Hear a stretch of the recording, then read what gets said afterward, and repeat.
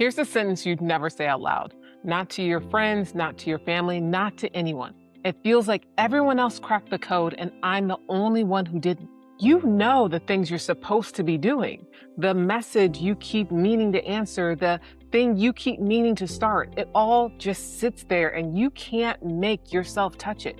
The dishes are piling up. You can't remember the last time you actually felt clean. The person who used to handle all of this feels so far away. You've got the talent, you've got the ability. For some reason, you're watching people who aren't even as gifted as you are move forward, getting it done, figuring it out while you're staying stuck in the same spot. Maybe something fell apart to get you here. A job, a class, a relationship, the version of your life you were sure you'd have by now. Either way, the question keeps getting louder. What's the point? When it gets loud enough, you stop, you freeze. So before you decide you're just lazy or that something is wrong with you, stay with me. I don't believe in lazy. I think you've been treating the wrong thing. Hi, and welcome to Block Out the Noise, a space to quiet the noise of anxiety, self-doubt, and overthinking. I'm Jessica Davis, licensed therapist, mindset coach, and the creator of the Courage Method. Today, I'm going to show you why your brain went into a freeze and the exact reset we're going to use to get your momentum back. One thing before we go further, what I share here is meant to support you. It isn't a replacement for therapy. Take what helps, leave what doesn't. And if things ever feel like too much, please reach out to someone you trust. Let me say this plainly. You are not lazy. You are stuck. You're frozen. Those are not the same thing. That difference is what this whole episode is about. Lazy is the word people reach for when they can't figure out why someone isn't doing what they think they should be doing. It's a label we slap onto a behavior we don't understand. And after enough times, you start to wear it. It was never lazy. A freeze isn't a choice you're making. It's the absence of action when your whole system has locked up. The cruelest part is that you're watching everyone else seem to move while you can't. People who honestly don't have half of what you've got. Hold on to that feeling because we're going to come back to it. Here's what's actually happening, and it's the thing I wish most people understood, including some in my own field. What you're living looks like depression. The not showering, the what's the point mentality. Sometimes that read is right, but sometimes though, the depression treatment isn't working. The fog won't lift no matter what anyone tries, and that's the clue. Depression was never the root. Underneath it is untreated anxiety, fear that grew so loud and so constant that your body did the only thing it knew how to do. It froze. You've heard of fight or flight. There's a third response nobody really talks about. Freeze. When a threat feels too big to fight and too fast to outrun, your nervous system slams the brakes and plays dead. To an anxious brain, that mile-long list of everything you haven't done is a threat. Every unanswered message, every assignment or bill you keep meaning to deal with, everything you keep telling yourself you'll handle tomorrow. Your body reads it as danger.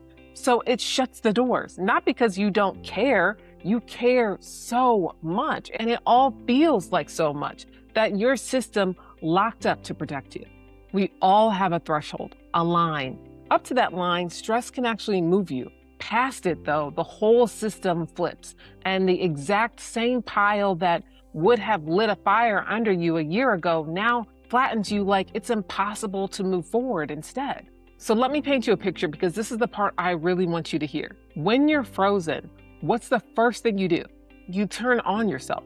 You're lazy, you're behind, you're wasting your life away. Everyone else is doing it. What is wrong with you? Here's the cruel twist. That right there is quicksand.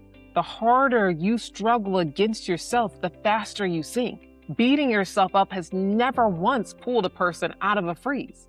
In fact, it hasn't pulled you out of anything, in my opinion. It pulls you under. The more you fight it with negative thoughts, the worse it gets. The longer you stay in it, the harder it is to get through. A psychologist named Dr. Scott Eiler says the same thing about depression. And he's right. When you're already depleted, already stuck, the worst move available to you is to attack yourself harder. Someone who's depleted doesn't need a drill sergeant. They need a hand. When you feel as though the world is against you and life is stopping you from doing all the things that you want to do, it can be so easy to wallow in that feeling and to feel so frozen, so riddled with anxiety and negativity and frustration that it can be hard to do the small things, the things you should be doing, right? I should get out of bed. I should shower. I should take care of myself, but it feels like a huge weight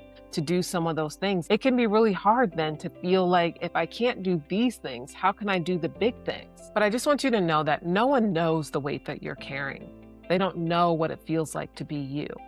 So if beating yourself up only pulls you deeper, what actually gets you out? The opposite of that, something gentle, and it starts smaller than anyone tells you. We're going to do this in 3 steps, and one rule runs through all of them. You do one thing, then you stop, and you let it count. You celebrate it before you reach for the next. Instead of telling yourself all these negative things about who you are and carrying so much grief, because I think a big piece of this is grief, but that's another episode for another day. Help yourself by understanding the importance of celebration, the importance of embracing how far you have come, because who knows if someone else carried the weight that you are carrying if they would just quit immediately. The celebrating isn't the reward at the end, it's the fuel between each step. I know what you're thinking. Celebrate drinking a glass of water? Yes, celebrate that glass of water. When you've been frozen and you can't move and you finally do, that is not the bare minimum at that point. That's the whole thing. So celebrate that one step, because when you are so deep in a hole that you feel like you can barely get out of, one step, one drink of water is worth celebrating. And I say celebrate it as loud as you can. Step 1, regulate your body. This is the smallest things you can do, and you only pick one to start off with. So if you've been struggling getting out of bed, then that would be it. Try to get out of bed and sit in a different room. Drink a glass of water, eat something with a little bit of protein, open the blinds and let some sun come in. Take a shower if that's something you haven't been doing. Even moving to the other side of the bed counts, because sometimes a different spot is all it takes to shift something inside of you. If you're going to be on your phone anyway, and let's be honest, you are, point it at a meditation or a breathing video instead of scrolling that keeps you stuck and feeling frozen. Whatever one you manage to do, that's a win. Let yourself feel it before you move forward on anything. Step 2. Get outside. Once you've stacked a couple of those small wins, or even one, depending on how quickly you feel like you can move from step to step, this one is the bigger one. It's not a whole production. You don't even have to shower to do it. Grab a blanket, a hoodie, whatever makes you feel comfortable. Sit in the sun.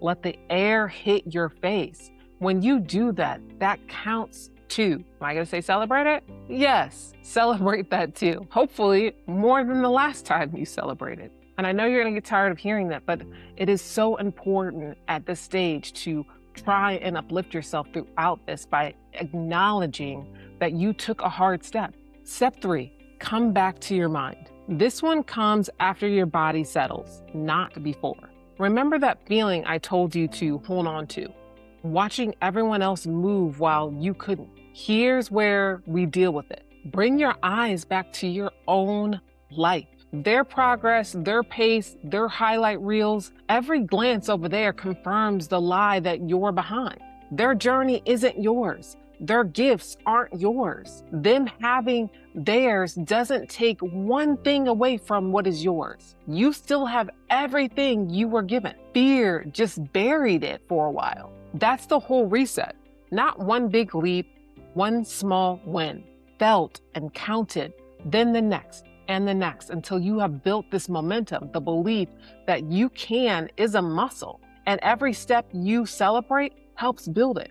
Celebrate and embrace the wins, even if it feels minor, small, even if it feels insignificant, because ultimately every step that you're taking that was hard for you is worth celebrating. I feel like when I celebrate things, most people probably would think, I can't believe she's celebrating now, but I believe in me.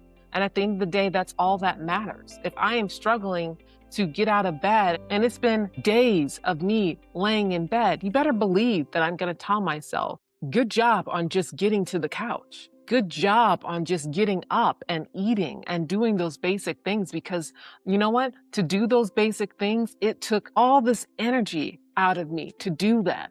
And it's worth celebrating. The more you celebrate, the more you realize, yeah, I did that. I did it when I was fighting my own mind all day long. Because once you start to celebrate it and realize I did something hard and I don't care if anyone else thinks it's minor, it becomes easier to do those smaller things. And then when it comes to the bigger things, it's easier to fight your mindset. It makes it easier to challenge the thoughts in your head that tell you you're not good enough. But when you start to believe you can, it unlocks this ability of realizing, like, I can do so much. And when the thoughts start to go a different place, you're able to reel it back in and let it know, no, we're not going back in that direction. But even if you did go back in that direction, the whole point is to keep pushing yourself to eventually realize that that time period isn't as long. The season isn't the same length. I'll be honest, I have been frozen too. We all have a threshold, and I have hit mine at different points in different times. For me, it will look different than how it looks like for you. It's not about measuring someone else's spot of how they've handled their low point or their point where they have felt overwhelmed and exhausted that they didn't know how to move forward. But it doesn't matter what my journey has been or what someone else's journey has been. It's all about yours. I worked with someone once years deep in what everyone, including me and them, was certain had to be depression. They would have a job, then they wouldn't have a job, not being able to take care of themselves, convinced they would never get it together.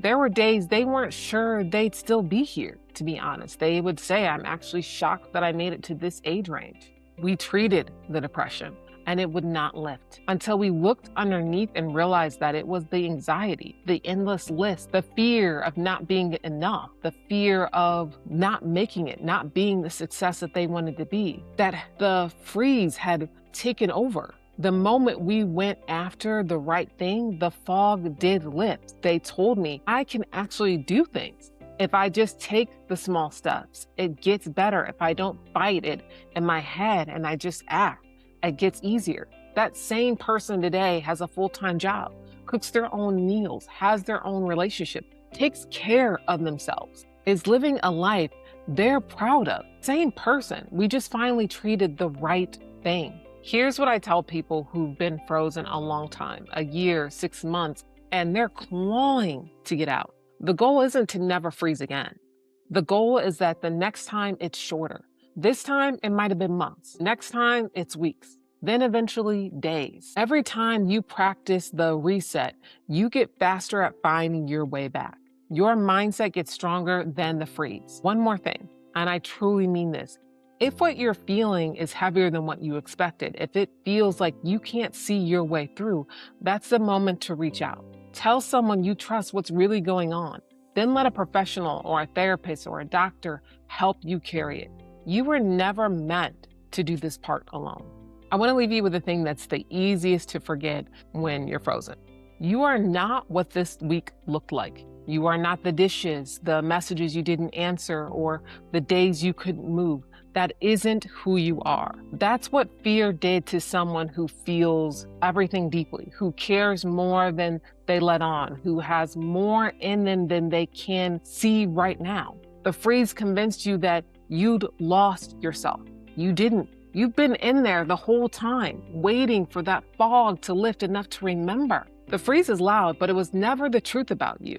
When you lose sight of that, come back here and watch this video again, and I'll remind you. So when you have a win, no matter how small it is, I hope that you will share it in the comments. Share your journey so that other people who watch this video can see the progress that happens when you just take one small step of moving forward, one small step of doing something for yourself. Share it, because that is what will help other people feel that same momentum, get the progress that they need, and keep showing up day after day after day, making the progress that we're all trying to get towards. If you like this video, please like the video and hit that subscribe button. I would truly appreciate it. Also, watch the next video. It helps support you and push past your anxiety. Thank you for all the support. I truly appreciate it. It truly means the world to me.